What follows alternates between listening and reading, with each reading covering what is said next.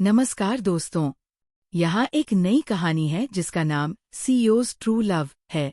लेखक साहिबा का कहना है कि यह एक बेहतरीन प्रेम कहानी है जिसे सुनने से आप खुद को रोक नहीं पाएंगे। हमें पता है कि हमारे सब्सक्राइबर्स को रोमांटिक और ड्रामेटिक कहानियाँ बहुत पसंद हैं।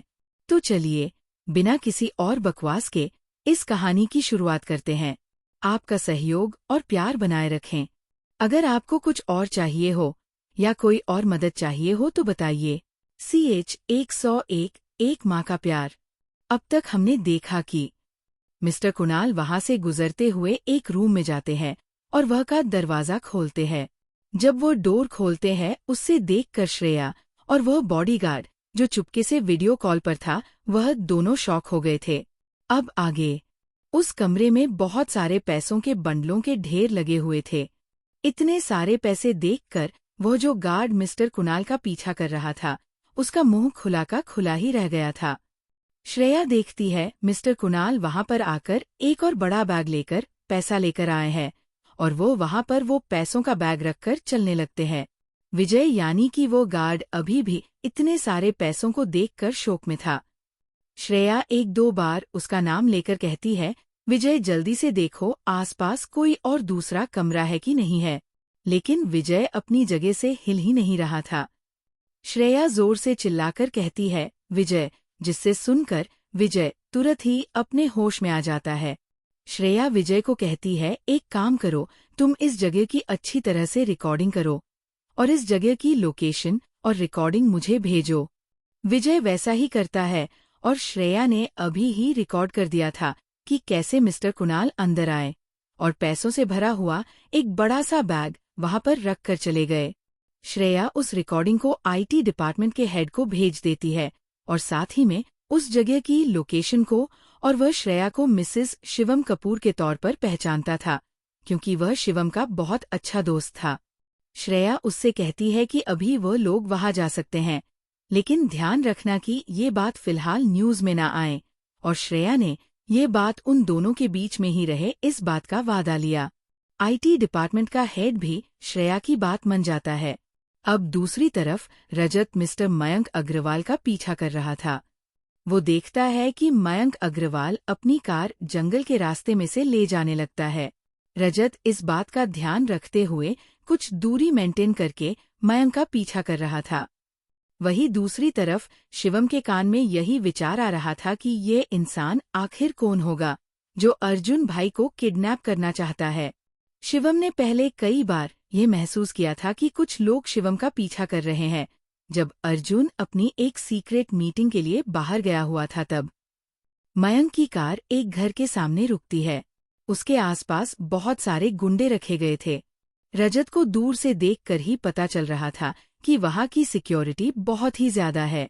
रजत अपनी कार वहां पर झाड़ियों में छुपा देता है और सोचता है कि मैं मिस्टर मयंक का ये से जाने का वेट करता हूँ और उनके जाने के बाद में जाता हूँ, तब तक कुछ और बॉडीगार्ड को इन्फॉर्म कर देता हूँ।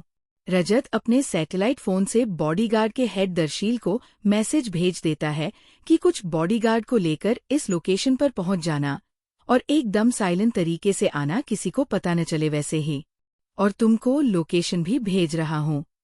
दूसरी तरफ कपूर हेडक्वार्टर में दर्शील को ये न्यूज मिलती है और वह कुछ बॉडीगार्ड को और बहुत सारे वेपन को अपने साथ में लेकर वहां से चला जाता है, वहां पर जहां की लोकेशन रजत ने उसको भेजी थी। अंदर शिवम जब किसी के कदमों की आहट सुनी है तो वो ऐसी एक्टिंग करता है कि वह अपने हाथ पैर चुदाने की कोशिश कर रहा हो, लेकिन उससे हो नहीं पा रहा था।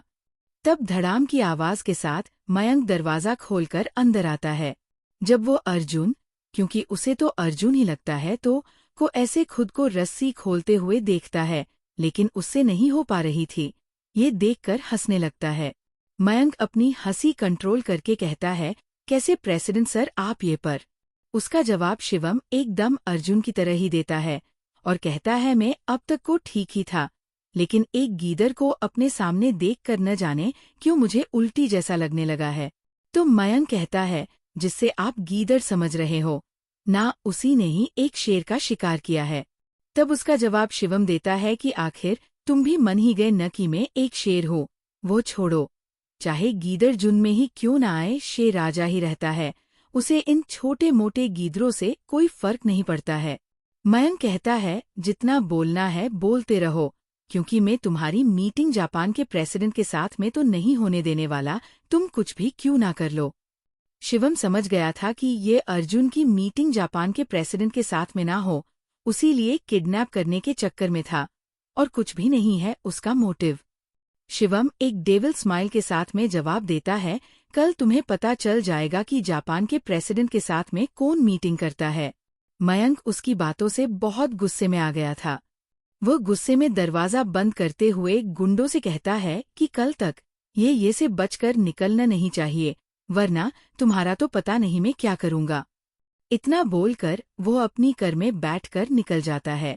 उसके जाने के बाद में फायरिंग होनी शुरू हो जाती है। कुछ ही पल में रजत और दर्शील और बाकी सारे शिवम के बॉडीगार्ड उन गुंडों को मौत के घाट उतार देते हैं। जब वो अंदर जाते हैं तो देखते हैं कि उनके बॉस को रस्सी से बांध के रखा गया है, और उनको देखकर रजत को लगता है जैसे कि उनके बॉस ये पर बहुत अच्छी तरह से रह रहे थे। शिवम एकदम चील करने के मूड में था, क्योंकि उसे पता था अगर श्रेया ने कुछ प्लान बना लिया होगा रजत और अर्जुन भाई के साथ में मिलकर, तो जरूर कुछ ही समय में मेरे लोग आते ही होंगे मुझे ये से छुड़ाने के लिए।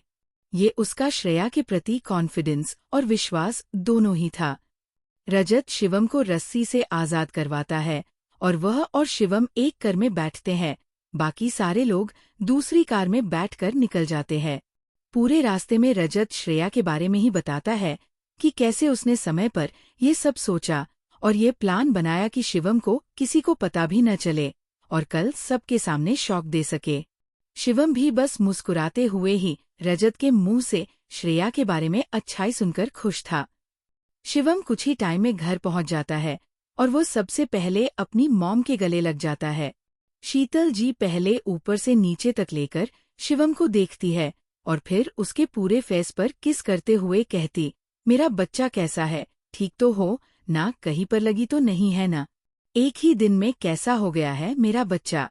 राजीव जी शीतल जी को पीछे से पकड़कर शिवम से थोड़ा दूर करते हुए मजाकिया अंदाज में कहते हैं कि मोहतरमा आपका बेटा आ गया है न, अब सही सलामत, तो बस अब मुझ पर ध्यान दीजिए, और एक आंख विंग कर देते हैं। तो शीतल की उनकी चेस्ट पर मुक्के मारते हुए कहती है कि आप नहीं सुधरोगे न। तो राजीव जी न में गर्दन हिला देते हैं। तो सभी लोग ये देखकर मुस्कुराने लगते हैं। शिवम अब धीरे से पूरे हॉल में देखने लगता है। तब उसकी नज़र कोने में खड़ी और चुपचाप से रो रही श्रेया पर जाती है। शिवम उसकी तरफ जाता है और उसे कसकर गले लगा लिया है। शिवम के ऐसे जाते ही सबका ध्यान उस पर चला गया था। जब वो लोग शिवम और श्रेया को ऐसे गले लगते हुए देखते हैं तो उनको अकेला छोड़कर अपने अपने कमरे में चले जाते हैं, ताकि वो दोनों अपना प्राइवेट क्वालिटी टाइम एंजॉय कर सके।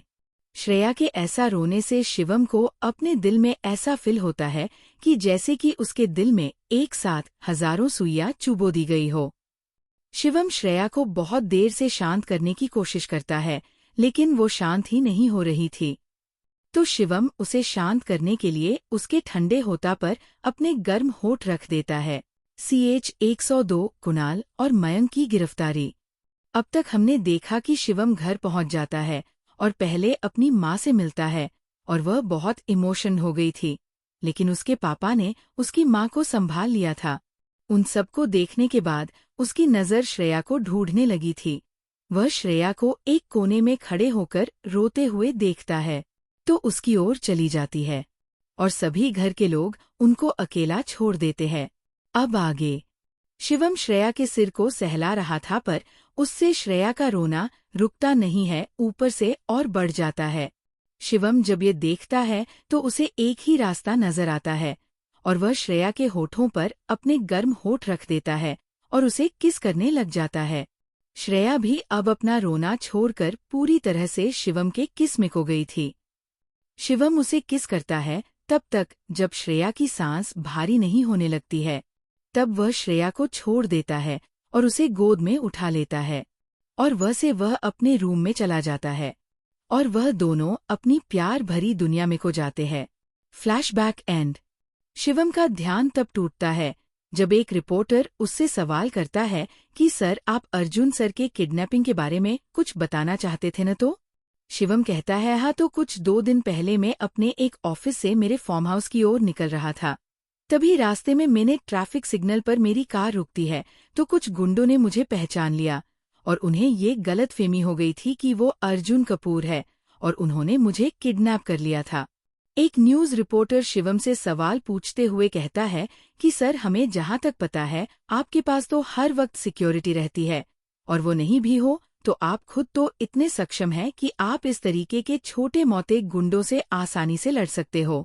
शिवम उसका जवाब देते हुए कहता, अच्छी खासी इन्फॉर्मेशन आपने मेरी इकट्ठा कर ली है, और एक स्माइल उसे पास कर देता है। तो शिवम आगे कहता है, हाँ, मैं उनसे आसानी से लड़ सकता था, ये मेरे लिए आम सी बात थी, लेकिन मैं ये देखना चाहता था कि आखिर कौन मेरे भाई को किडनैप करना चाहता है। इसीलिए मैंने खुद को आसानी से उन लोगों को किडनैप करने दिया, और मुझे कल ये पता चल गया था कि इसके पीछे कोई और नहीं बल्कि मिस्टर मयंक अग्रवाल थे। तो मुझे शौक नहीं लगा, क्योंकि मुझे कहीं न कहीं ये मालूम था कि ये हो सकता है कि इस इंसान ने कुछ फायदा सोचा हो, अपना इसीलिए किडनैप करवाना चाहता हो, और कुछ खास लोगों ने मेरी हेल्प कर ली, जिसकी वजह मैं आपके सामने सही सलामत खड़ा हूँ। शिवम आगे कुछ बोलता उससे पहले ही एक रिपोर्टर ने शिवम के हाथ में शादी की रिंग देख ली थी, तो वो उससे पूछता है, सर, आपकी शादी हो चुकी है? तो शिवम उसके जवाब में बाधा में सर हिला देता है। तो सब रिपोर्टर शिवम से पूछने लगते हैं, आपकी शादी कब हुई और किससे हुई है, और वो खुशनसीब लड़की कौन है? शिवम उन सबकी बातों को जवाब देते हुए कहता है कि मैं आपके सभी सवालों का जवाब देता हूँ, पहले आप शांत हो जाइए। सब लोग शांत हो जाते हैं। तब शिवम कहता है, मेरी शादी करीब 3 महीने पहले ही हुई है, और मेरी वाइफ को अभी ये रिलीज नहीं करना है कि वह मेरी वाइफ है, इसलिए मैं उसके बारे आपसे कुछ नहीं कह सकता हूँ। लेकिन उसकी मदद से ही अर्जुन भाई और पुलिस एक साथ 2 गुनहगार लोगों को पकड़ पाई है। उसमें से एक मिस्टर मयंक अग्रवाल है और दूसरा मिस्टर कुणाल है। मिस्टर कुणाल ने बहुत सारी अपनी गैर कानूनी कमाई इकट्ठा करके एक जगह पर रखी हुई थी। शिवम ये सब कहकर सबका ध्यान श्रेया पर जाने से बचा रहा था, और उसका ये प्लान भी कामयाब रहा, और सभी लोग अब मिस्टर कुणाल को गैर लेते हैं और उसमें से रिपोर्ट्स पूछने लगते हैं, आपने कब से ये काला धंधा करना स्टार्ट कर दिया है? आप जैसे गद्दार लोगों की वजह से ही हमारा देश आगे नहीं बढ़ पा रहा है। ये गरीब इंसान एक टाइम के खाने के लिए तड़पता है, और आप जैसे लोग लोगों का पैसा गैरकानूनी तरीके से अपने पास रखकर सरकार को अंधेरे में रखते हो। लानत है आप लोगों पर। तो वो लोग आगे कुछ कह पाते उससे पहले ही कई सारे पुलिस और आईटी डिपार्टमेंट की गाड़ी आकर रुकती है, और उसमें से आईटी डिपार्टमेंट के हेड उतरते हैं। तो न्यूज़ वाले उनकी तरफ चले जाते हैं और उनसे पूछते हैं कि मिस्टर कुणाल अपने पास कितना ब्लैक मनी रखा हुआ है। तो उन सभी का जवाब वो सिर्फ कुछ ही शब्दों में देते हुए कहते हैं कि मिस्टर कुणाल ने अपने एक फार्म हाउस पर करीब 2000 करोड़ रुपए रखे हुए हैं, और वह सभी ब्लैक मनी को सरकार ने जब्त कर लिया है, और अभी मिस्टर कुणाल से पूछताछ करने के लिए हम उनको अपने साथ में लेने आए हैं, तो कृपया करके हमें हमारा काम करने दे। उनकी बातें सुनकर न्यूज़ वाले वहां से हट जाते हैं, और अपनी न्यूज़ को अच्छा दिखाने के लिए पुलिस के मिस्टर कुणाल और मिस्टर मयंक के हड़खड़ी लगाने से लेकर उनके ले जाने तक की लाइव न्यूज़ जनता को दिखा रहे थे। सभी लोगों को जब ये न्यूज़ पता चलता है तो वह सभी लोग कुणाल को बहुत ही खरी खोटी सुनाते हैं। कोई कह रहा था कि हम जैसे लोगों के पैसे लेकर चला गया है तो इसे तो नर्क में भी जगह नहीं मिलेगी। इन जैसे लोगों को कड़ी से कड़ी सजा मिलनी चाहिए, जो अपने पूरे जीवन में ना भूल पाए। आज की शायरी। आँखों के सामने हमने हर पल आपको ही पाया है, हमने तो हर पल इस दिल में बस आपको ही बसाया है। हम आपके बिना जिए भी तो कैसे, क्या कोई अपनी जान के बिना भी जी पाया है। CH 103 सरप्राइज और रोमांस। अब तक हमने देखा कि मयंक और कुणाल को पुलिस गिरफ्तार करके लेकर चली जाती है। अब आगे वहां से अर्जुन और शिवम निकलकर कपूर मिशन चले जाते हैं। अर्जुन शिवम से कहता है, मुझे लगता है श्रेया ने अभी कुछ दिनों से बहुत ज्यादा ही स्ट्रेस लेकर रखा है। तुम्हें उसे घुमाने के लेकर जाना चाहिए, जिससे वह कुछ फ्रेश फील करे।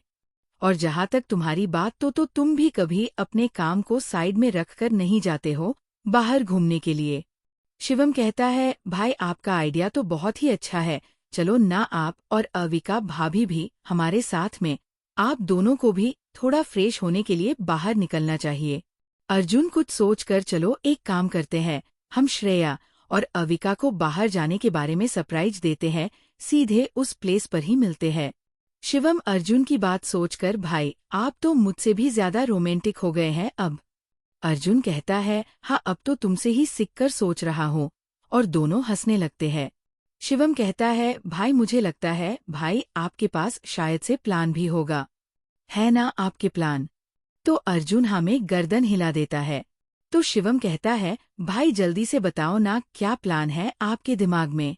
तो अर्जुन कहता है, शिवम तुम उन दोनों को प्रोजेक्ट के बहाने से बुला लेना, उस जगह पर हम दोनों मिलकर उसे सरप्राइज देंगे। शिवम कहता है, भाई प्लान तो बहुत ही अच्छा है, चलो मैं आज ही इस प्लान पर काम करना स्टार्ट कर देता हूँ। शिवम अर्जुन से पूछता है, लेकिन हम इंडिया के बाहर ही साथ में रह सकते हैं? शिवम वह बात अपने और श्रेया के लिए बोल रहा था। अर्जुन कहता है, तो चलो एक काम करते हैं, हम लोग पेरिस चलते हैं। मुझे एक बार अविका ने बताया था कि उसे और श्रेया की बचपन से ही इच्छा थी कि वो दोनों साथ में पेरिस घूमने के लिए जाए। शिवम कहता है, हाँ ये बात तो मुझे श्रेया ने भी बताई थी, और वहाँ पर तो हमारा एक मिशन भी है, इसलिए कोई टेंशन भी नहीं है कि कोई हम लोगों को देखेगा या जासूसी करेगा। शिवम ने हर एक कंट्री में अपने मिशन बनवाए थे। कंट्री क्या, हर एक स्टेट भी कहना गलत नहीं होगा, क्योंकि शिवम को अक्सर काम की वजह से बाहर जाना पड़ता था और उसे ये हरगिज पसंद नहीं था कि उसकी इन्फॉर्मेशन बाहर किसी को पता चले कि वो वहाँ पर मौजूद है। इसीलिए वो अपने मिशन में ही रहना सेफ समझता था। और वैसे भी शिवम एक रिजर्व्ड इंसान था, उससे दुनिया के लोगों से ज्यादा गुलाना मिलना अच्छा नहीं लगता था।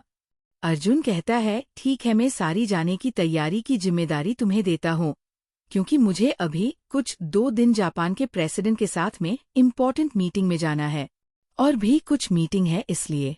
शिवम कहता है, कोई बात नहीं, अभी मैं कर लूंगा ये सब। वह दोनों को पता ही नहीं चलता कि बातें बातें करते करते तो कपूर मिशन आ गया था। अर्जुन वहां से अविका के पास चला जाता है और शिवम भी श्रेया के पास चला जाता है। शिवम अंदर रूम में जाता है तो श्रेया ने व्हाइट क्रेप टॉप और ब्लैक शॉर्ट्स पहन रखे थे और वो बेड पर पिलो को हक करके सो रही थी। क्योंकि श्रेया कुछ दिनों से स्ट्रेस में थी तो सो नहीं पाई थी। लेकिन श्रेया को ऐसे देखकर तो शिवम के दिमाग में कुछ और ही ख्याल आने लगते हैं, क्योंकि करवट लेने की वजह से श्रेया की टी शर्ट थोड़ी ऊपर हो चुकी थी, जिसके चलते उसकी कमर दिख रही थी और उसकी लंबी और गौरी टांगे। ये देखकर ही शिवम के माथे पर पसीने आने लग गए थे। शिवम खुद को दांतते हुए कहता है, शिवम आराम से सोने दो, उसे कितने दिनों से तुम्हारे चक्कर में आराम से सो ही नहीं पाई है तो।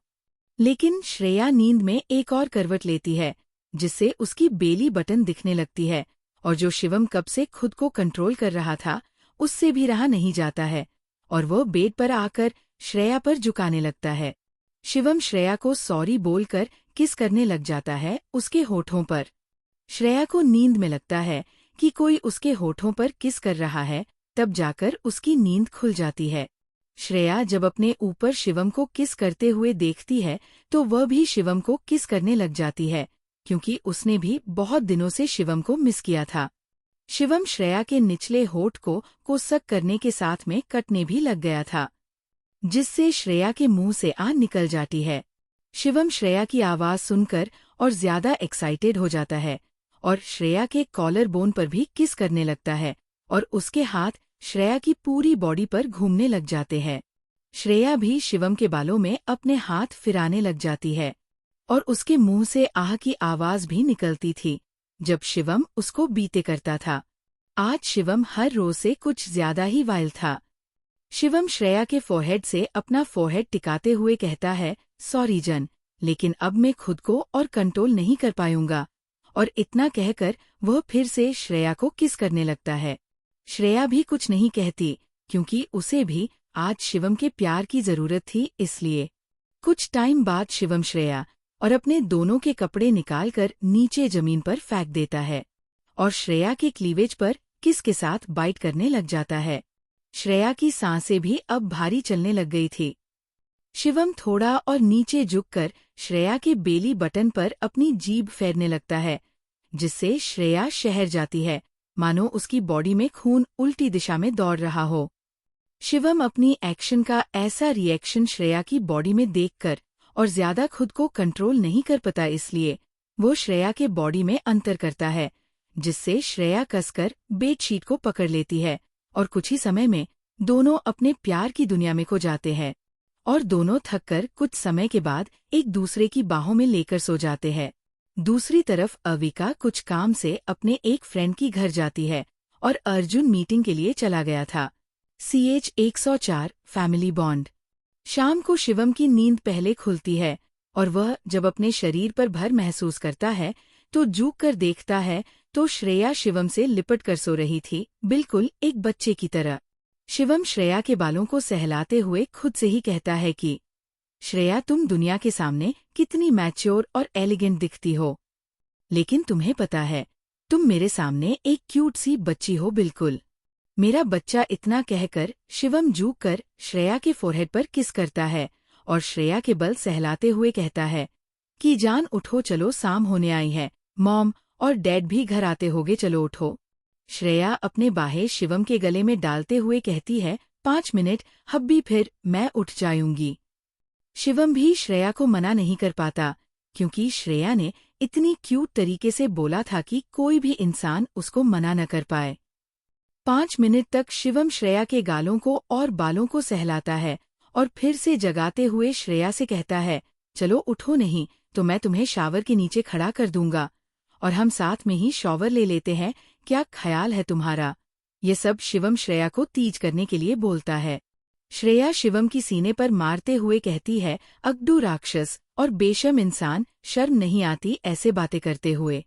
शिवम श्रेया को ये करता और खुद को अपने लिए बेशर्म सुनकर फेस पर एक डेविल स्माइल आकर श्रेया को पलट देता है और अब श्रेया नीचे थी और शिवम उसके ऊपर था। शिवम श्रेया के होठों को सहलाते हुए कहता है क्या कहा बेशर्म इंसान, अभी तक मिसेस कपूर आपने मेरी बेशर्मी देखी नहीं है, तो चलो आज मैं दिखा ही देता हूँ। और श्रेया को गोद में उठाकर बाथरूम में जाकर बाथटब में लेटा देता है। तो श्रेया रोनी सी सूरत बनाते हुए कहती है सॉरी हब्बी, आगे से ऐसा नहीं बोलूंगी, PLZ आप बाहर जाइए ना। शिवम जो कब से अपनी हंसी कंट्रोल करने की कोशिश कर रहा था, श्रेया की बात सुनकर आखिर हंस ही देता है, क्योंकि वो तो सिर्फ श्रेया को तीज करना चाहता था और कुछ नहीं।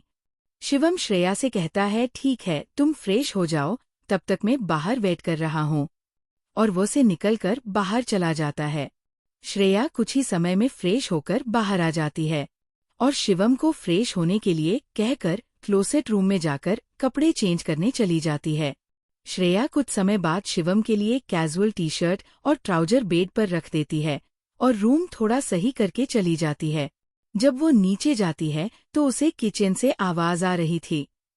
श्रेया उस तरफ चली जाती है और देखती है अविका रानी, जो घर के सभी लोगों के लिए खाना बनाती थी, उससे बातें कर रही है।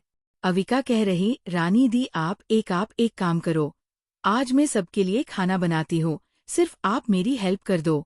रानी भी कहती है जी मैडम मैं कर देती हूँ, लाइए आपकी हेल्प। अविका झूठ मूठ का गुस्सा करते हुए कहती है आपको मैंने कितनी बार कहा है कि आप मुझे मैडम न बोलकर सिर्फ नाम से बुला सकती हो, लेकिन आप तो मेरी बात ही नहीं मानती। आप तो वही बोलती है तो मुझे नहीं आपसे बात करनी। रानी आगे कुछ बोलती उससे पहले श्रेया भी आकर रानी को कहती है दी बिल्कुल ठीक बोल रही है, आप हम दोनों से बड़ी है तो आप हमें नाम लेकर बुला सकती हो। रानी भी इमोशनल होवे श्रेया और अविका से कहती है आप दोनों बहुत अच्छी है, ठीक है मैं अब से आपको मैडम नहीं बोलूंगा। और अविका और श्रेया से कहती है ठीक है चलो मैं आपकी हेल्प कर देती हूँ। श्रेया और अविका डिसाइड करते हैं कि उन्हें खाने में क्या बनाना है और लग जाते हैं काम पर। थोड़ी देर बाद नव्या आती है घर, तो उसे किचन से अविका और श्रेया की आवाज आती है, तो वो भी वहां चली जाती है और पीछे से श्रेया और अविका को गले लगा लेती है और कहती है, वाह क्या बात है, आज मेरी दोनों बेस्टी एक ही जगह पर है और वह भी साथ में खाना बना रही है, तो रुको मैं भी आती हूँ अपने कपड़े चेंज करके। और वह जाकर कैजुअल कपड़े पहनकर आ जाती है जिसमें पिकाचू की प्रिंट बनी हुई थी। उसे देखकर श्रेया नव्या से कहती है, एकदम बच्ची लग रही है। तो अविका कहती है, बच्ची है तो बच्ची ही लगेगी ना, लेकिन इसे देखकर लगता नहीं कि ये छोटी बच्ची इंडिया की बेस्ट फैशन डिजाइनर होगी। नव्या दोनों की बात से चिढ़ते हुए कहती, आप दोनों अभी भी मुझे बच्ची बोल रहे हो, मैं बच्ची नहीं हूँ कोई, अब तो मैं बड़ी हो गई हूँ।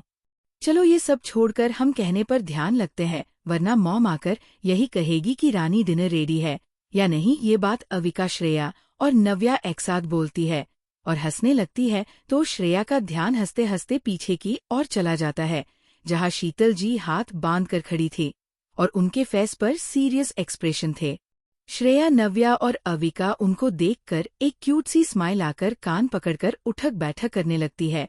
ये बहुत ही क्यूट नजारा था, बिल्कुल एक स्कूल में जैसे बच्चों की गलती पर टीचर उठक बैठक करती और बच्चों के फेस पर एक क्यूट से एक्सप्रेशन होता है, गिल्टी का वही था अभी श्रेया, अविका और नव्या के फेस पर। पीछे से शिवम ये सब देख रहा था, उससे रहा नहीं जाता तो वह जोर जोर से हंसने लगता है और शीतल जी भी उसको देखकर जोर जोर से हंसने लगती है। नव्या तो शिवम की पीठ पर चढ़ जाती है और उसके पीठ पर मुक्के मारने लगती है और कहती, भाई आप बहुत बुरे हो। वो इतना ही बोली थी, उसे शिवम की गर्दन पर नाखून के स्क्रैच के निशान दिखाई दे रहे थे। वह कहती है, भाई आप कब से ऐसे हो गए, और उस निशान को छू कर दिन में भी ये सब छी छी छी। कोई नहीं समझ पता, लेकिन शिवम अच्छी तरह समझ गया था और वह जट से नव्या का मुंह ढककर बाहर ले जाता है किचन से। शीतल जी, श्रेया और अविका उन दोनों भाई बहन को देख रही थी जो मस्ती करते हुए जा रहे थे। शीतल जी कहती, चलो उन दोनों को छोड़ो, मैं आप दोनों की खाना बनाने में हेल्प करती हूँ। इतना कहकर वो तीनों खाना बनाने में लगा जाते हैं। थोड़ी देर में शीतल जी नौकर से कहती है, सबको खाने के लिए डाइनिंग टेबल पर बुला कर लाओ। अब तक सब घर आ गए थे और सभी लोग आज एक साथ बातें करते हुए अपने अपने बारे में बताते हुए खाना खा रहे थे। शीतल जी और राजीव जी खुश थे अपने बच्चों के बीच में ऐसा बॉन्ड देखकर। आज की शायरी। मुझे नींद नहीं आएगी तो मुझे सुला पाओगे क्या? मैं नासंभू बहुत, मुझे हर बात समझा पाओगे क्या? हाँ माना थोड़ा ज्यादा गुस्सा आता है, पर मेरे गुस्से में प्यार ढूंढ पाओगे क्या? CH 105 चांदनी रात।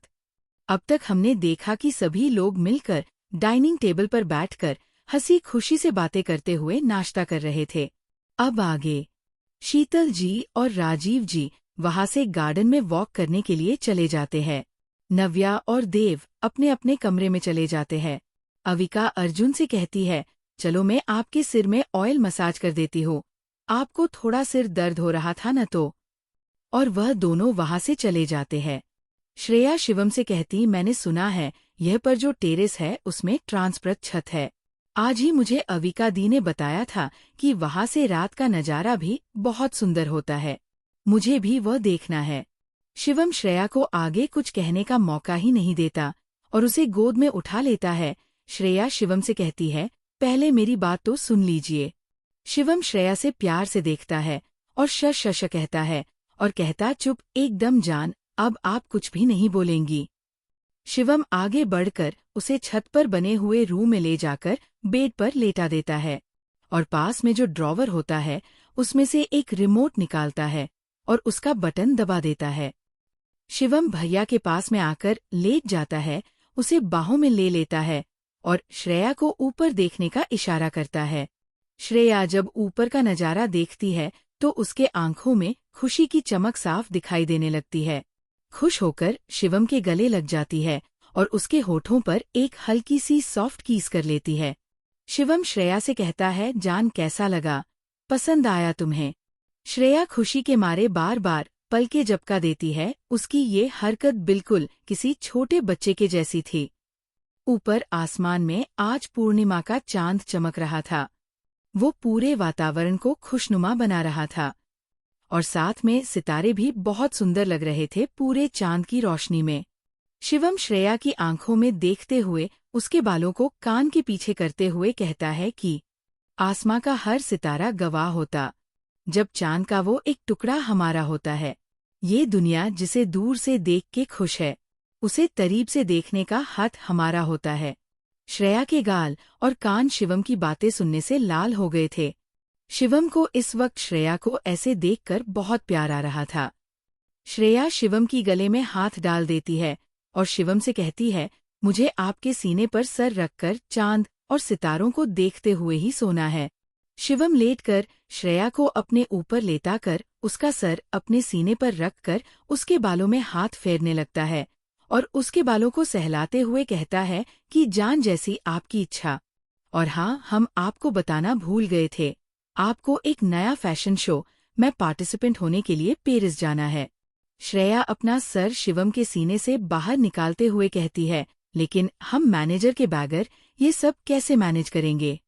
शिवम श्रेया से कहता है, कल आप ऑफिस आइए और मुझसे मिलाएगा, तब मैं आपको आपके मैनेजर से भी मिलवा दूंगा। और शिवम मन में सोचता है, कल तो तुम्हारे लिए एक सरप्राइज है कि तुम्हारा मैनेजर कौन होगा। श्रेया फिर से शिवम को हग करते हुए कहती है, काम की बातें हम बाद में करेंगे, मुझे बस अभी सिर्फ मेरे शिवम के साथ सोना है, नहीं अपने बॉस के साथ। और एक आंख विंक कर देती है। शिवम भी झुक कर श्रेया को किस कर लेता है और दोनों ही चांद और सितारे को निहारते हुए एक दूसरे की बाहों में सुकून से सो जाते हैं। दूसरी तरफ आज दोपहर से ही अर्जुन की लगातार मीटिंग थी, जिसके के चलते उसके चेहरे पर थकावट साफ साफ दिखाई दे रही थी। अविका अर्जुन का सर अपनी गोद में ले लेती है और उसके सर में हल्के हल्के हाथों से मसाज करने लगती है। अविका अर्जुन से कहती है, पता है, मैं अपने छोटे भाई की भी मसाज ऐसे ही करती थी। अर्जुन वैसे ही अविका की गोद में से ही कहता है, तुम उदास मत हो, वो जल्द ही अपनी पढ़ाई खत्म करके आ जाएगा हम सबके पास। अविका भी हाँ में जवाब देती है और फिर से अर्जुन के सर में ऑयल लेकर मसाज करने लग जाती है। अविका को जब अर्जुन की सांसें धीमी महसूस होती है तो वो समझ जाती है कि अर्जुन सो गए हैं। वो खुद से ही बोलती है कि अगर मैं जरा सी भी हिलूंगी तो ये जरूर जाग जाएगा, क्योंकि ये नींद में भी बहुत सतर्क होते हैं। इसीलिए वह अपने पीठ के पीछे एक कुशन रखकर हेडबोर्ड से टेक लगाकर ही सो जाती है। अगली सुबह सूरज की पहली किरणें शिवम के गाल पर आकर पड़ती है तो उसकी आँख खुल जाती है। शिवम झुक कर देखता है तो श्रेया उसे कल रात के जैसे ही हग करके अभी वैसी ही सोई हुई है। तो श्रेया से कहता है, जान उठो, चलो हम नीचे कमरे में जाकर सोते हैं, चलो, ये पर धूप की वजह से नींद नहीं आएगी। तो श्रेया मना करते हुए कहती है, नहीं, मुझे यहीं ऐसे ही सोना है अभी। शिवम भी श्रेया को नींद में देखकर उठाने के बारे में और नहीं सोचता है और पास में पड़े रिमोट से फिर से बटन दबाता है तो ऊपर की ट्रांसपेरेंट छत फिर से नॉर्मल छत में कन्वर्ट हो जाती है। और शिवम का भी आज जल्दी उठने का मूड नहीं था तो वह भी सो जाता है, श्रेया को एक बार फिर बाहों में लेकर। दूसरी ओर अर्जुन की भी आंख पहले खुलती है तो देखता है कि अविका वैसे ही कल रात जैसे बैठी थी वैसे है सो गई है। तो उसको अविका के लिए बुरा लगता है, क्योंकि उसकी थकान मिटाने के चक्कर में अविका ने खुद को ही कष्ट दे दिया था। अर्जुन अविका को ठीक से लेटाता है और झुक कर उसके होठ पर हल्की सी किस करके फ्रेश होकर जिम में चला जाता है। श्रेया और शिवम भी कुछ ही देर में फ्रेश होकर नीचे आ जाते हैं डाइनिंग एरिया में। अविका भी नीचे आ गई थी नाश्ते के टाइम पर। अर्जुन भी फर्ज फ्रेश होकर 3 पीस सूट पहनकर रेडी होकर नीचे आ गया था। नव्या और देव साथ में ही आ गए थे नीचे और शीतल जी और राजीव जी के आने के बाद सभी साथ में बैठकर नाश्ता करते हैं और अपने अपने काम के लिए निकल जाते हैं। श्रेया और अविका भी शिवम के जाने के बाद दूसरी कार में ऑफिस के लिए निकल जाती है। आज की शायरी। एक तरफा मोहब्बत का अलग ही मजा है, ना उनकी जरूरत है, ना उनकी हाँ की जरूरत है, ना पाने की चाहत, ना बिछड़ने का गम।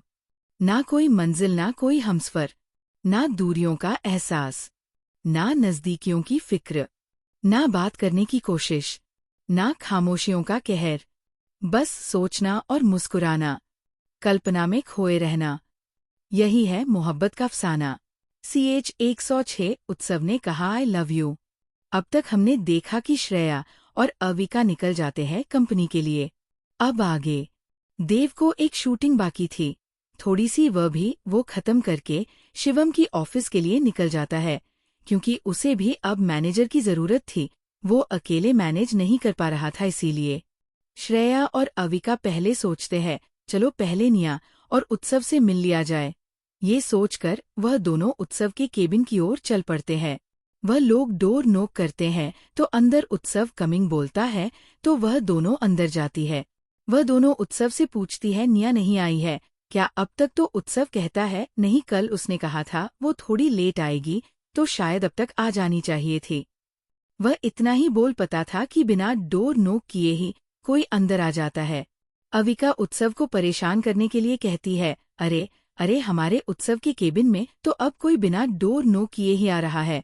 वाह भाई, लगता है कोई करीबी ही होगा, इसलिए तो बिना नॉक करके अंदर आ गया है। श्रेया की नज़र तब से ही निया जो अंदर आई थी उस पर ही थी।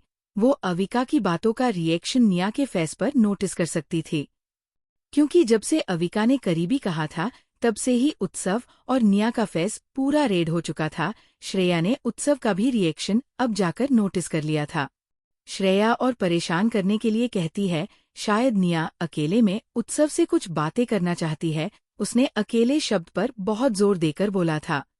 अविका भी समझ गई थी कि श्रेया क्या कहना चाहती है, इसलिए वो जल्दी से श्रेया का हाथ पकड़कर बाहर आ जाती है और दरवाजा से झुककर अंदर देखते हुए कहती है कि love buds enjoy your time, और धड़ाम के आवाज के साथ दरवाजा बंद कर देती है, जिससे दोनों होश में आ जाते हैं। और श्रेया और अविका वहां से शिवम के केबिन में जाने के लिए रोनित से कॉल करके कहती है, तो रोनित वहां पर ही आ जाता है और दोनों को अपने साथ शिवम की प्राइवेट लिफ्ट से लेकर ऊपर शिवम के केबिन में ले जाता है। और वही दूसरी तरफ उत्सव और निया एक दूसरे के एक्सप्रेशन देखकर शॉक में थे, क्योंकि दोनों कहीं न कहीं अब एक दूसरे को पसंद करने लगे थे। उनके लिए तो पसंद काफी छोटा सा वर्ड होगा।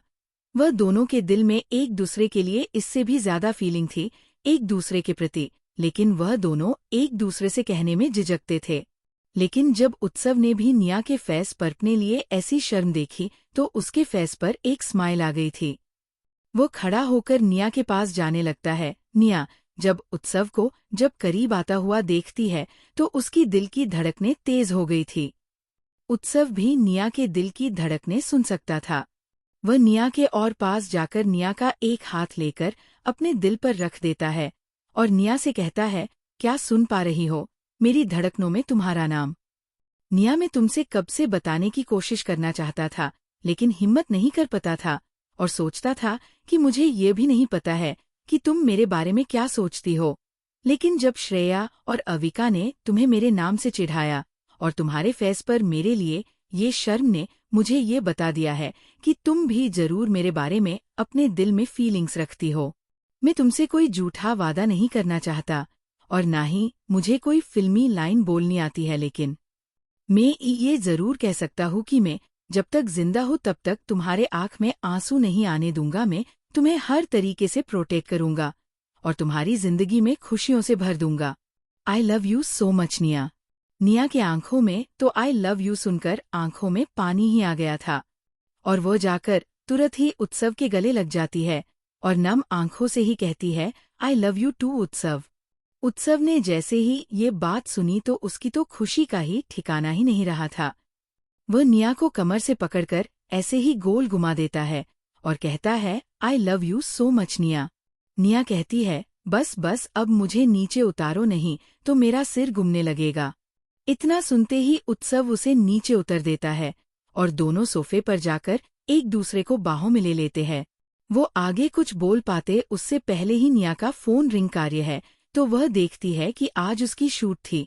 उसी कंपनी से फोन है, तो वह उत्सव को एक में कहकर बात करने लगती है और फोन रखने के बाद उत्सव से कहती है कि सॉरी, लेकिन मुझे अभी फोटोशूट के लिए जाना पड़ेगा, हम बाद में मिलेंगे। उत्सव उसका हाथ पकड़कर उसे अपने करीब करके उसके फोरहेड पर किस करते हुए कहता है, ठीक है चली जाना, मैं शाम को तुम्हें लेने आ जाऊंगा और तुम्हारे लिए एक ड्रेस भिजवा दूंगा। मेरी सेक्रेटरी प्रियल के हाथों, तुम रेडी रहना। और फिर एक बार उसे किस कर लेता है। निया भी कहती है, ठीक है मैं रेडी रहूंगी। अब मुझे लेट हो रहा है तो मैं जाती हूँ। इतना कहकर वह चली जाती है। उसके जाने के बाद उत्सव किसी को फोन करके कुछ इंस्ट्रक्शन देता है और अपने काम में लग जाता है। वही शिवम के ऑफिस में देव शिवम से कह रहा होता है, भाई मुझे न अब एक मैनेजर की जरूरत है कब से, क्योंकि मैं मेरी पहले वाली मैनेजर के जाने के बाद सब कुछ नहीं मैनेज कर पा रहा हूँ। शिवम उसे कहता है, लेकिन वो बहुत ही अच्छी थी, लेकिन पता नहीं तुमने क्यों माना कर दिया उसके साथ काम करने से। चलो मैं देखता हूँ तुम्हारे लिए भी एक मैनेजर। तभी श्रेया डोर खोलकर अंदर आ जाती है। पहले तो शिवम को जब किसी ने बिना नोक किए हुए ही दरवाजा खोला तब उसे गुस्सा आने लगा था, लेकिन डोर पर श्रेया को देख उसके फेस पर गुस्से की जगह पर एक स्माइल आ गई थी। श्रेया और अविका को शिवम बैठने का बोलता है तो वह दोनों भी आकर देव से हाय बोलकर उसके पास ही बैठ जाती है। शिवम कहता है, श्रेया तुम्हारी मैनेजर बस अभी आती ही होगी। तभी शिवम के केबिन पर नोक होता है तो वह कमिंग बोलता है तो कोई अंदर आता है। उसे देखकर देव, श्रेया और अविका तीनों शॉक में चले गए। आज की शायरी। कुछ कहने की ख्वाहिश तुम्हारी, कुछ सुनने की बेकरारी मेरी। वो खामोशी वाला प्यार करते हैं, चलो ना फिर से प्यार करते हैं। ना तुम इजहारे मोहब्बत करो, ना मैं कोई उम्मीदें वफा रखो। वो अधूरा सा प्यार करते हैं, चलो ना फिर से प्यार करते हैं। CH 107 प्यार गुस्सा नफरत। अब तक हमने देख की। श्रेया डोर खोलकर अंदर आ जाती है। पहले तो शिवम को जब किसी ने बिना नोक किए हुए ही दरवाजा खोला तब उसे गुस्सा आने लगा था, लेकिन डोर पर श्रेया को देख उसके फेस पर गुस्से की जगह पर एक स्माइल आ गई थी। श्रेया और अविका को शिवम बैठने का बोलता है तो वह दोनों भी आकर देव से हाय बोलकर उसके पास ही बैठ जाती है। शिवम कहता है, श्रेया तुम्हारी मैनेजर बस अभी आती ही होगी। तभी शिवम के केबिन पर नोक होता है तो वह कमिंग बोलता है तो कोई अंदर आता है। उसे देखकर देव, श्रेया और अविका तीनों शॉक में चले गए। अब आगे शिवम उन सबसे उस लड़की का इंट्रो करवाता, उससे पहले ही अविका और श्रेया उस लड़की को देखकर जोर से हग करके कहते हैं, कहा थी तुम अब तक वाणी। वाणी ऐसे किसी को अचानक हग करने से डर गई थी, लेकिन आवाज सुनकर वो जल्दी से अपनी आंखें खोल देती है और कहती है कि अवी दी, श्रेया दी, आपको मैंने बहुत ही मिस किया। वाणी के मुंह से अविका और श्रेया के लिए दी सुनकर शिवम और देव दोनों ही हैरान थे। पहले तो देव ने जब इस लड़की को देखा था तो उसे गुस्सा आने लगा था, और जब अपनी भाभी के लिए उसने दी सुना तो उसे शौक लगा। वह तीनों कुछ बोल पाती उससे पहले ही शिवम वाणी से पूछता है कि मिस वाणी, क्या आप श्रेया और अविका भाभी को जानती है? तो वाणी कहती है, हाँ सर, ये मेरे पास ही में रहती थी बचपन में। हम सब साथ ही में बड़े हुए हैं, लेकिन कुछ कारण की वजह से मेरी family United states of America shift हो गई थी। मैंने वहां से ही मॉडल को ट्रेनिंग करने का कोर्स किया था। श्रेया ने जब ये सुना कि उसने मैनेजिंग का कोर्स किया है तो उसे तुरंत ही पता चल गया था कि वाणी हो उसकी मैनेजर बनेगी। लेकिन अविका कहती है कि मैंने जब तक सुना है तब तक तुम तो हॉलीवुड के मॉडल को मैनेज करती थी। तो वाणी कहती है, हाँ दी, लेकिन कहते हैं न अपना देश अपना ही होता है, इसलिए मुझे लगा कि मुझे अब इंडिया जाकर ही काम करना चाहिए, क्योंकि कहीं न कहीं मैं आप सबको बहुत ही मिस करती थी। वहाँ पर लोगों से हम इमोशनली नहीं जुड़ पाते। वहाँ पर आपके साथ हर सुख दुख बांटने वाला कोई नहीं होता है। वहाँ पर सबको सिर्फ अपने काम से ही मतलब होता है। अविका, श्रेया और शिवम उसके आंखों में एक दर्द देख सकते थे। वही दूसरी ओर देव को अब वाणी की बातों से गुस्सा आने लगता है और वो शिवम से कहता है, भाई मुझे अभी जाना होगा, मेरा शूट है। तो वाणी ने जब उसकी आवाज सुनी तो वह एक पल डर से कांप गई, लेकिन उसने जल्दी ही अपने इमोशंस कंट्रोल कर दिए थे। देव के जाने के बाद शिवम श्रेया से कहता है, श्रेया अब से यही तुम्हारी मैनेजर होगी, और उसके जैसा मैनेजर पूरी इंडिया में कोई नहीं है। दोनों बेस्ट लोग अगर साथ में मिलकर काम करेंगे तो दोनों का ही फायदा होगा। यही सोचकर तो मैंने इसे ये पर बुलाया था। लेकिन किस्मत को शायद बिछड़े हुए यारों को मिलना था। कोई नहीं, आप लोग बातें कीजिए, मुझे मीटिंग में जाना है तो मैं निकलता हूँ। इतना कहकर शिवम वहां से निकल गया था। वानी को इस बात की हैरानी हो रही थी। शिवम उन लोगों को ये ऐसे अकेले केबिन में छोड़कर चला गया। वह श्रेया और अविका से कहती है, दी आपसे एक बात पूछूं सर, हमें ऐसे अकेले छोड़कर चले गए, मतलब उनको टेंशन ही नहीं है कि कोई उनके केबिन में से कोई इम्पोर्टेंट डॉक्यूमेंट चुरा कर ले जाएगा। अविका हंसते हुए कहती है, उनकी वाइफ के होते हुए कौन चुराएगा कुछ भी। अविका की बात वो नहीं समझ पाती है और न समझी में बोलती है कि यह पर कौन है, शिवम सर की वाइफ। तो अविका कहती है श्रेया। उसकी बात सुनकर वानी शॉक और खुश दोनों होती है और अपने आप को संभाल कर कहती है, लेकिन दी की जानकारी जब तक मुझे मिली है तब तक तो उनका स्टेटस अनमैरिड ही दिखा रहा था। तो अविका कहती है, वो इसलिए क्योंकि यह अपनी शादी कुछ टाइम के लिए पब्लिक नहीं करना चाहती है, इसलिए। श्रेया वानी से सवालिया नजरों से देख रही थी तो वानी पूछ ही लेती है, दी आप मुझे ऐसे क्यों देख रही है। तो श्रेया कहती है, तुम्हें मेरे पोर्टफोलियो एज अ मॉडल मिला था न, तो तुमको तो पता ही होगा, तुम मुझे मैनेज करने वाली हो, फिर भी तुमने हम दोनों को नहीं बताया। जाओ, मैं तुमसे बात नहीं करती। श्रेया को वानी पीछे से हग करके उसके गाल खींचते हुए कहती है, दी आपके प्यारे से हस्बैंड ने ही आपको सरप्राइज देने के लिए मुझे मना किया था, तो PLZ मुझे माफ कर दो, पक्का आगे से मैं आपको बता दूंगी। श्रेया भी ज्यादा देर नाराज न रहते हुए कहती है, ठीक है, इस बार माफ कर देती हो, लेकिन तुम्हें हमारे साथ आज पूरा दिन बिताना होगा। तो वानी भी मन जाती है और वहां से निकल जाती है अविका और श्रेया के साथ में। वही एक रूम में एक लड़का एक पंचिंग बैग को जोर जोर से मार रहा था और बोल रहा था, भगवान क्यों आप मेरे साथ ऐसा खेल खेलते हो। जिसके चेहरे से मुझे नफरत है वो फिर से क्यों मेरे लाइफ में आ गई है, क्यों क्यों। इतना बोलकर वो अपना सारा गुस्सा अपने पंचिंग बैग पर निकाल देता है। जब उसने से रेत निकलकर बाहर आने लगती है तब जाकर उसका गुस्सा कहीं जाकर शांत हुआ था। आज की शायरी। रोते हैं वह लोग जो मोहब्बत को दिल से निभाते हैं, धोखा देने वाले तो दिल तोड़ कर अक्सर चैन से सो जाते हैं। काश ये वक्त फिर वही ले जाए, तू नहीं तो तेरा साया मिल जाए। काश ये किस्मत फिर कहीं खो जाए, सच नहीं तो सपने में दिख जाए। CH 108 पेरिस जाने की तैयारी। वही एक रूम में एक लड़का एक पंचिंग बैग को जोर जोर से मार रहा था और बोल रहा था, भगवान क्यों आप मेरे साथ ऐसा खेल खेलते हो। जिसके चेहरे से मुझे नफरत है वो फिर से क्यों मेरे लाइफ में आ गई है, क्यों क्यों। इतना बोलकर वह अपना सारा गुस्सा अपने पंचिंग बैग पर निकाल देता है। जब उसने से रेत निकलकर बाहर आने लगती है तब जाकर उसका गुस्सा कहीं जाकर शांत हुआ था।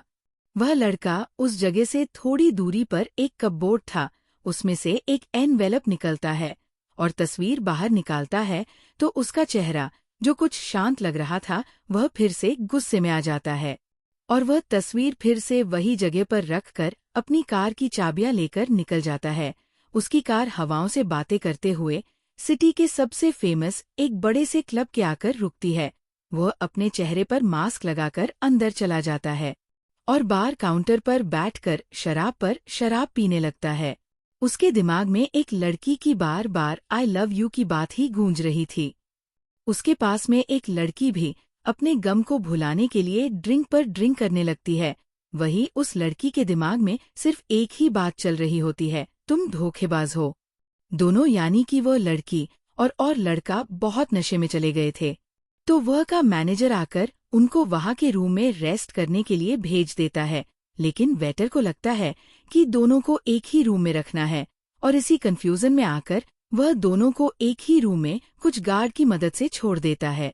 वहां का स्टाफ उन दोनों से बहुत अच्छे से बिहेव कर रहा था क्योंकि दोनों के पास गोल्डन कार्ड था और दोनों ने ड्रिंक करने से पहले ही अपना अपना कार्ड दे दिया था। इसीलिए उन दोनों को एक प्रेसिडेंटल सूट में रखा गया था। उन दोनों को ही होश नहीं था तो वह दोनों आपस में एक दूसरे को किस करने लगते हैं। उस लड़की को सांस लेने में प्रॉब्लम होती है, तब जाकर वह लड़का उससे छोड़ता है। वह लड़की अपने होश खो दिया था और मदहोशी छाने लगी थी। उस पर वो उस लड़के के शर्ट के बटन खोलने की कोशिश करती है, लेकिन खुल नहीं पाता है, तो वह लड़का अपने शर्ट को फाड़ डालता है और एक ही झटके में लड़की के कपड़े भी उसकी बॉडी से हटा देता है और फिर से किस करने लगता है। थोड़ी देर बाद दोनों के कपड़े जमीन पर पड़े हुए थे और वह दोनों प्यार की गहराई में खो चुके थे और दो जान एक जिस्म हो चुके थे। वही दूसरी तरफ अविका श्रेया से कहती है, आज का दिन तो बहुत अच्छा रहा, चलो हमें घर जाकर खाना भी बनाना है सबके लिए। और वह दोनों किचन में चली जाती है। कुछ समय बाद उनका खाना रेडी हो जाता है तो वह दोनों डाइनिंग टेबल पर रख देती है। शिवाय, नव्या और देव के सभी लोग आते हैं और खाना खाते हैं। तभी शिवम श्रेया से कहता है, श्रेया तुम्हें पेरिस जाना होगा, वहाँ पर डी के फैशन शो में मैंने तुम्हारा नाम दिया है। और हाँ, कुछ दिनों तक वाणी नहीं आ पाएगी और वैसे भी ये कॉन्ट्रैक्ट मैंने साइन किया था, तुम्हारे लिए तो वाणी को पता भी नहीं है, तो तुम्हें ही जाना पड़ेगा। तुम और भाभी अकेले मैनेज कर पाओगे ना? श्रेया कहती है, हाँ मैं और अविका दी मैनेज कर लेंगे, क्योंकि हमने पहले ऐसे इंटरनेशनल इवेंट मैनेज किए हैं साथ में, तो आप टेंशन मत लीजिए। आप ये बताइए कि हमें कब निकलना है और कब इवेंट है। तो शिवम कहता है, कल आप लोगों को निकलना है और आपको इस कॉन्ट्रैक्ट के बारे में वहां पहुंचकर मैं समझा दूंगा, जब आप एक बार वहां पहुंच जाओ तो। श्रेया और अविका समझ नहीं पाते शिवम की बातों को और कहते हैं, क्या मतलब? तो शिवम नॉर्मल होते हुए कहता है कि मतलब कि आप लोग वहां पहुंच जाओगे तो मैं सारी डिटेल मेल कर दूंगा आप लोगों को। तो अब आप दोनों जाइए और कल की पैकिंग करना स्टार्ट कर दीजिए।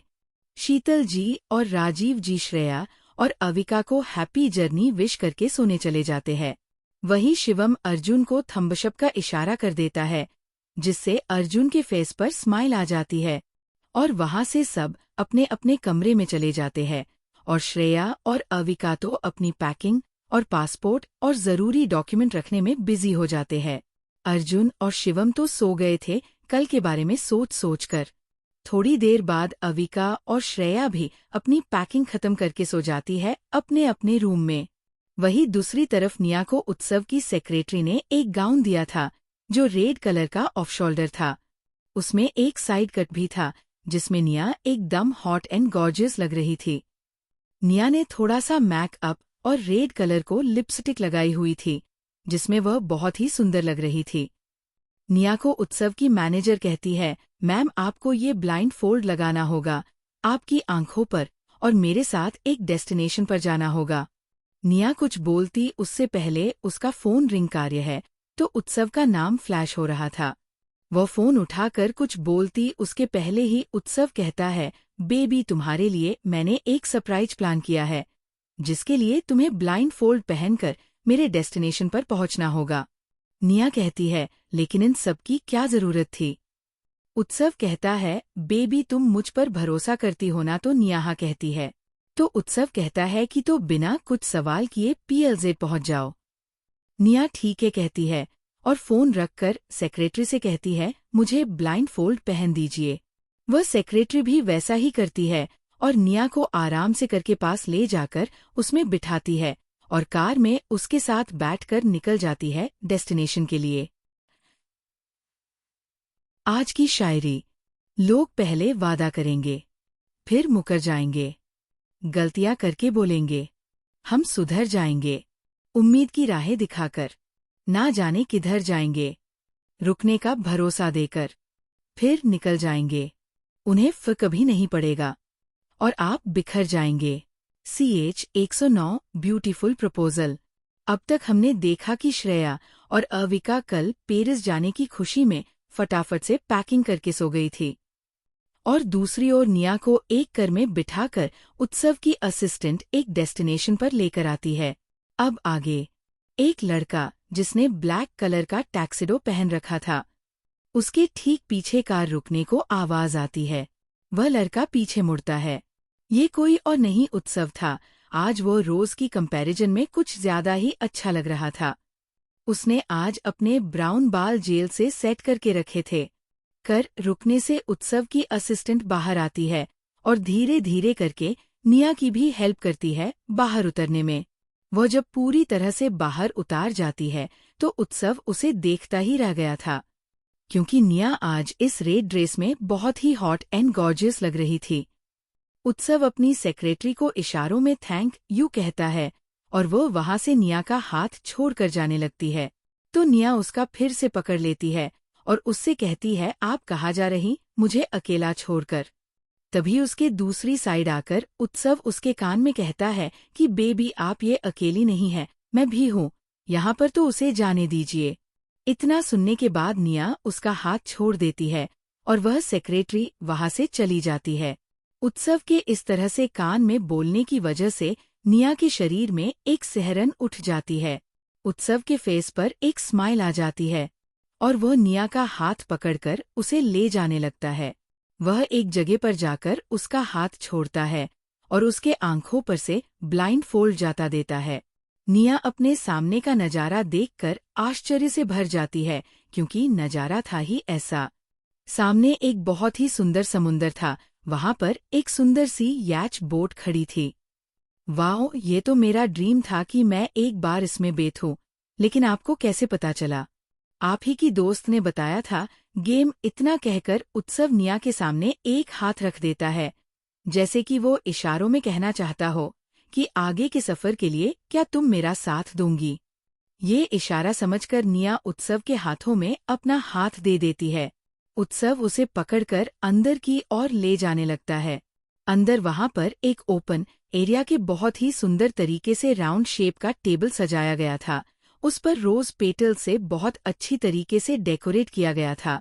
उस टेबल के पास में ही म्यूजिशियन बहुत ही अच्छा रोमांटिक म्यूजिक बजा रहे थे, जिससे वहां के हवाएं भी रोमानी हो गई थी। उत्सव उसे प्यार से एक जेंटलमैन की तरह से चेयर खींचकर निया को पहले बिठाता है, उसके बाद में वो खुद भी बैठ जाता है। उत्सव निया से कहता है, कैसा लगा ये सब तुम्हें? तो निया कहती है, ये सब जैसा मैंने ड्रीम में सोचा था उससे भी बहुत ही सुंदर है, और खास करके ये याच बोट। बाय द वे, इतनी सुंदर याच किसकी है? तो उत्सव एक स्माइल के साथ कहता है, ये शिवम भाई की है। उनको याच का बहुत शौक था, उन्होंने ये याच एक अमेरिकी इंसान से मिलियंस में खरीदी थी। उसकी बात सुनकर निया कहती है, तो आपको सिर्फ मेरे लिए ये मांगने की जरूरत नहीं थी, ये बहुत कीमती है, अगर इसे कुछ हो गया तो। नहीं, हमें अभी ही इसे। वह कुछ आगे बोल पाती उससे पहले ही उत्सव उसे कहता है, शिवम भाई के लिए ये याच की कीमत मामूली ही है, इसलिए उन्होंने मुझे आज की रात के लिए दी है, क्योंकि वह मुझे अपने भाई जैसा ही मानते हैं, और इसको हम नहीं खराब करेंगे। तो अब तुम शांत होकर खाना खाओ। खाना खत्म होने के बाद निया कहती है, खाना भी बहुत ही अच्छा था। उत्सव निया के आगे हाथ करके कहता है, can you dance with me? ये सुनकर निया ने भी अपना हाथ उत्सव के हाथ में दे दिया। वह दोनों वहां से खड़ा होकर डांस करने लगते हैं। उत्सव का एक हाथ निया के कमर में था और दूसरा उसके हाथों में। निया का एक हाथ उत्सव के कंधे पर और दूसरा उसके हाथ में। वह दोनों बेहद खूबसूरती से डांस कर रहे थे। डांस करने के बाद उत्सव निया को पीछे से गले लगा लेता है और उसे आसमान में देखने को कहता है। जब निया ऊपर देखती है तो उसे बेहद सारे आतिशबाजी की आवाजें आती है। थोड़ी देर आसमान में उस फटाके के रोशनी से कुछ लिखा हुआ था। जब वह पढ़ती है तो उसकी आंखों में आंसू आ जाते हैं। आसमान में लिखा था, will you be mine for ever? जब वो पीछे मुड़ती है तो देखती है कि उत्सव घुटनों के बल पर बैठा हुआ था और उसके हाथ में एक डायमंड रिंग थी। वो बहुत ही सुंदर थी। उस डायमंड रिंग में बीच में व्हाइट सोलिटर डायमंड था और उसके आसपास 2 प्लेटिनम के छोटे से दिल बने हुए थे। Will you be mine for ever निया? उत्सव ऐसे ही घुटने के बल पर बैठे हुए कहता है। निया जल्दी से वो नीचे झुककर ऊपर उठाकर खड़े करते हुए अपना हाथ आगे कर देती है, तो उत्सव जल्दी से उसे रिंग पहना देता है और उसके सर को चूम लेता है। निया उत्सव से कहती है, जान, क्या आप मेरे गले में पहने इस दौरे से रिंग निकल सकते हैं? वह एक बेहद प्यारी प्लेटिनम की सिंपल सी रिंग थी उसमें एक डायमंड था। यह एक जेंट स्टाइल की रिंग थी। उत्सव ऐसी रिंग देखकर निया को सवालिया नजरों से देखता है।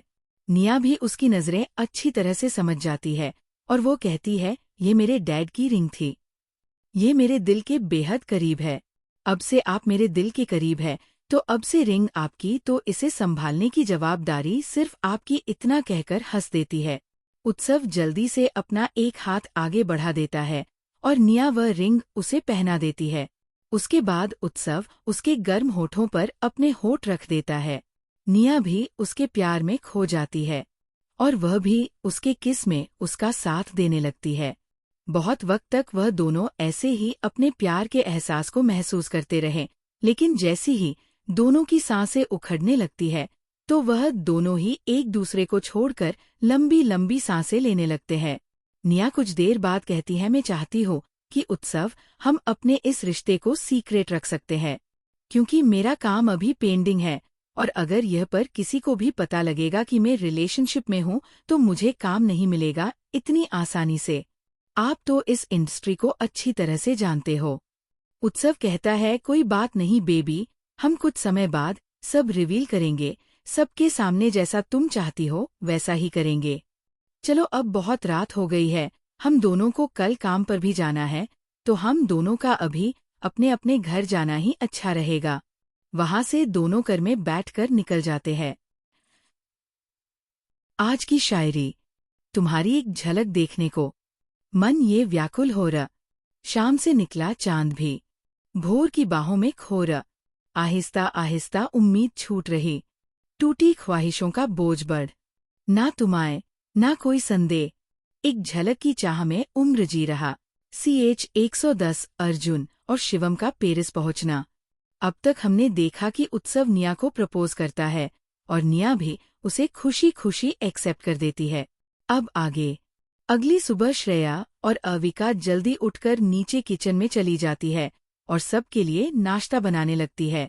शिवम और अर्जुन कुछ समय बाद अपना जिम में एक्सरसाइज खत्म करके फ्रेश होकर नीचे नाश्ता करने आ जाते हैं। वहां पर आज फिर से देव नहीं था, तो शिवम शीतल जी से पूछता है कि मॉम देव कहाँ है, तो शीतल जी ने कहा कि उसने कल मैसेज किया था कि वह अपने दूसरे हाउस में है। एक्चुअली कुछ समय के लिए देव चला जाता था अपने पर्सनल घर पर शूटिंग की वजह से, क्योंकि वो घर में रात में देर से आकर किसी को परेशान नहीं करना चाहता था, इसलिए। सभी नव्या के आने के बाद नाश्ता करते हैं। शीतल जी और राजीव जी को आज रिश्तेदार के ये जाना था, तो वह श्रेया और अविका से हैप्पी जर्नी कहकर निकल जाते हैं। उसके बाद नव्या भी दोनों को एंजॉय करने का बोलकर अपने ऑफिस के लिए कपूर इंडस्ट्री की ओर चली जाती है। अर्जुन अविका से कहता है, मुझे एक फाइल नहीं मिल रही थी, सुबह में, तो थोड़ी हेल्प कर दो मेरी। तो अविका ऊपर चली जाती है अर्जुन के साथ में।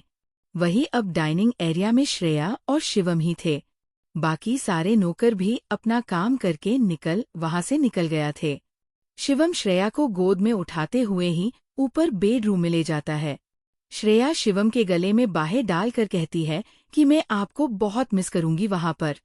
शिवम मन में कहता है, मैं जल्दी से वहां पहुंचकर तुम्हें सरप्राइज दूंगा, तब तुम्हारे फेस पर ये बिछड़ने वाले गम के एक्सप्रेशन नहीं होंगे, बल्कि खुशी ही होगी।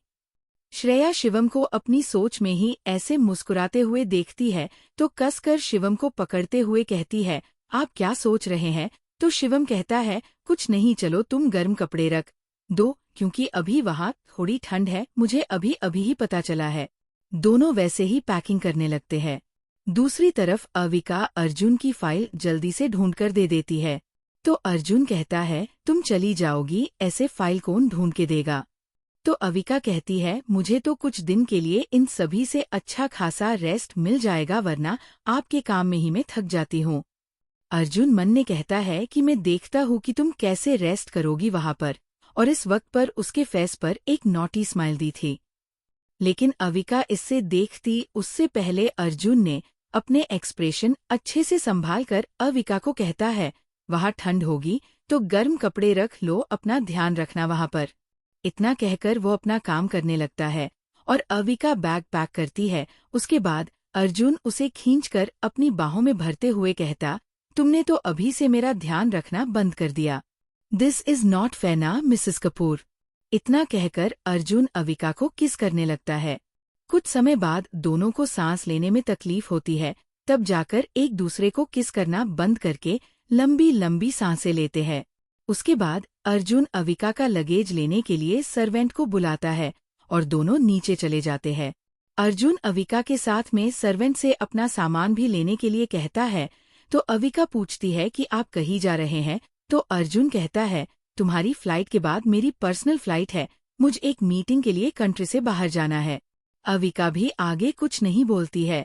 वही श्रेया शिवम से भी यही सवाल पूछती है, तो शिवम कहता है, मुझे आज बिजनेस मीटिंग के लिए इंडिया से बाहर जाना है, इसलिए। श्रेया को भी अभी जल्दी थी, वो कुछ नहीं पूछती है। श्रेया और अविका को सी ऑफ करने के लिए शिवम और अर्जुन भी उनके साथ में एक ही कार में चले जाते हैं। वह दोनों उन दोनों के एयरपोर्ट में चेकिंग करने तक साथ में थे, उसके बाद वहां से चले गए थे। श्रेया और अविका बिजनेस फ्लाइट से पेरिस जा रहे थे, इसलिए। वही दूसरी ओर उन दोनों के वहां से जाने के बाद शिवम और अर्जुन अपने पर्सनल एयरपोर्ट पर से जेट प्लेन में बैठकर निकल जाते हैं।